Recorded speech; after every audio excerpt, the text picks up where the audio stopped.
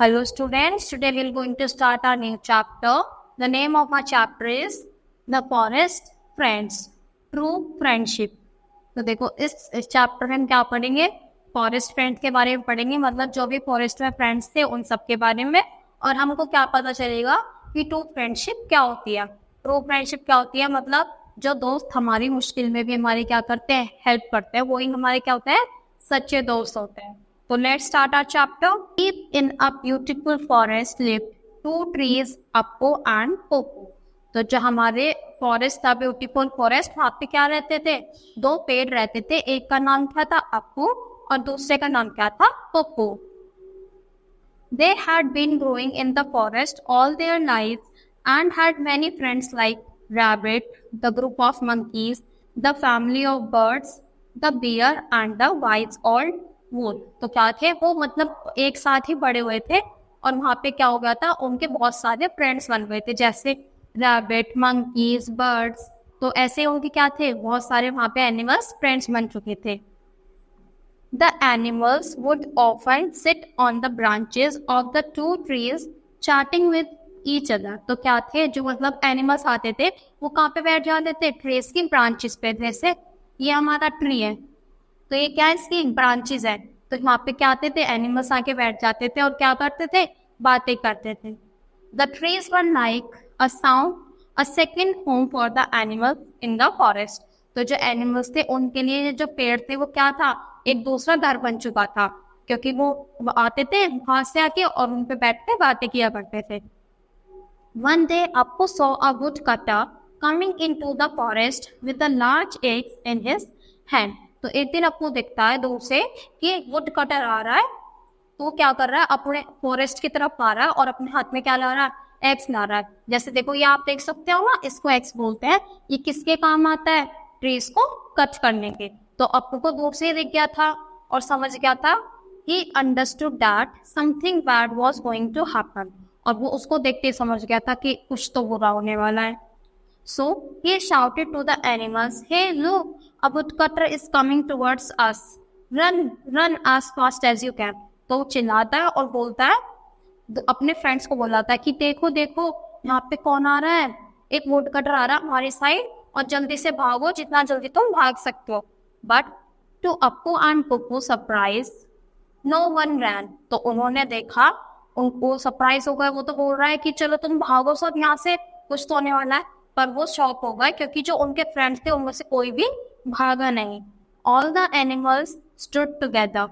They said, "You give us food to eat, shelter from heat and rain, and fresh air to breathe.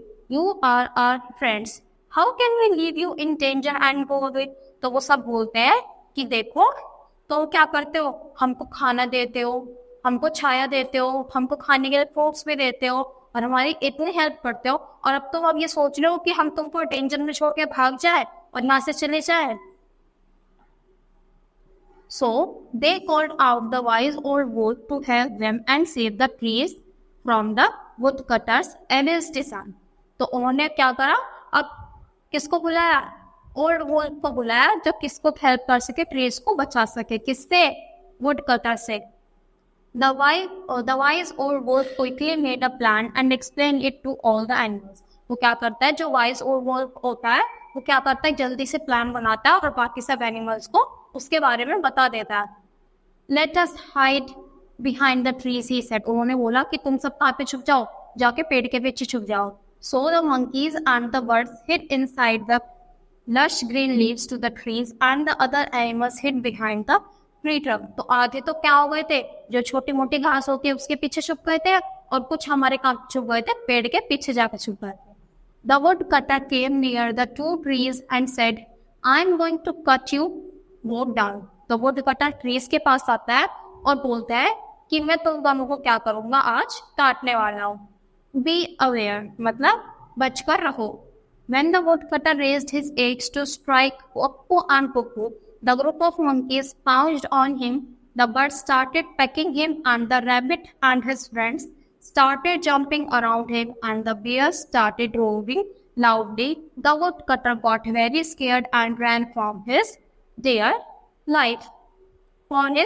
तो क्या करते हैं, जैसे वो उसको काटने वाला होता है तो जैसे बर्ड्स क्या करने लगते हैं, उस पर चोंच मारने लगती है, और जो मंकीज आते हैं वो नीचे आ जाते हैं, क्या करने लगता है, चिल्लाने लगते हैं। और जो हमारे क्या होती है, जो मंकीज होता है वो भी कैसे लगता है, मतलब आवाजें करते हैं, सारे फ्रेंड्स आ जाते हैं, कुछ ना कुछ करते हैं, कोई उसको मारने लगता है, कोई चिल्लाने लगता है कि ताकि डर जाए, और ऐसा ही होता है।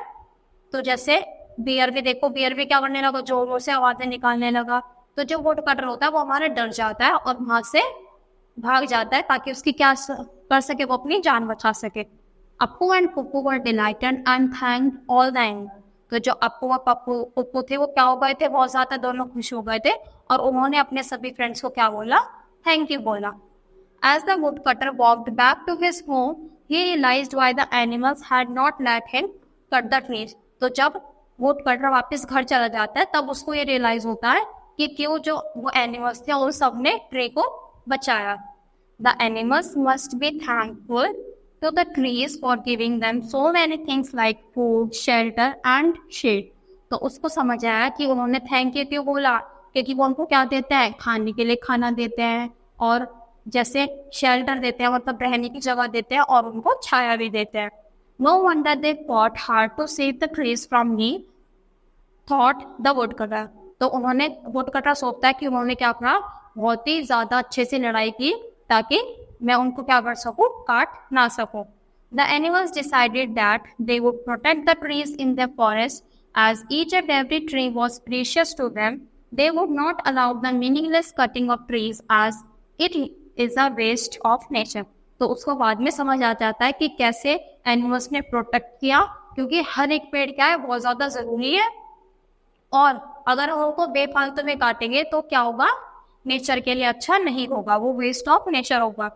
Later that evening all the forest friends, the animals and the trees danced and sang. तो क्या किया, शाम को, उसी शाम को जो सारे फॉरेस्ट फ्रेंड थे उन्होंने एक साथ क्या किया, एंजॉय किया, डांस भी किया और गाना भी गाया। ट्रीज आर, देखो फिर क्या बोलते हैं वो, trees are kind you know. तो क्या बोलते हैं कि ट्रीज जैसे क्या बहुत ज्यादा काइंड है, आप सबको पता है।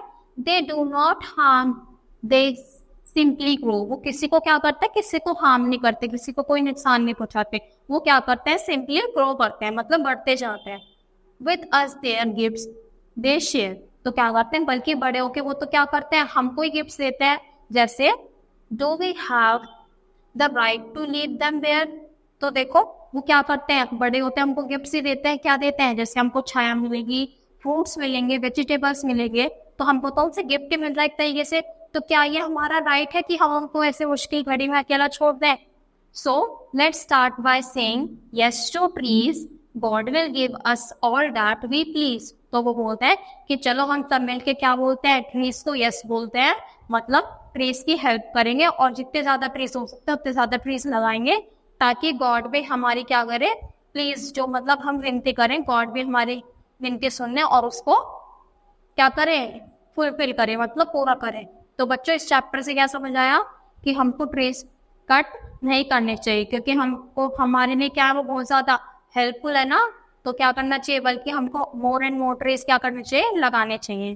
तो I hope you understood this chapter. Thank you.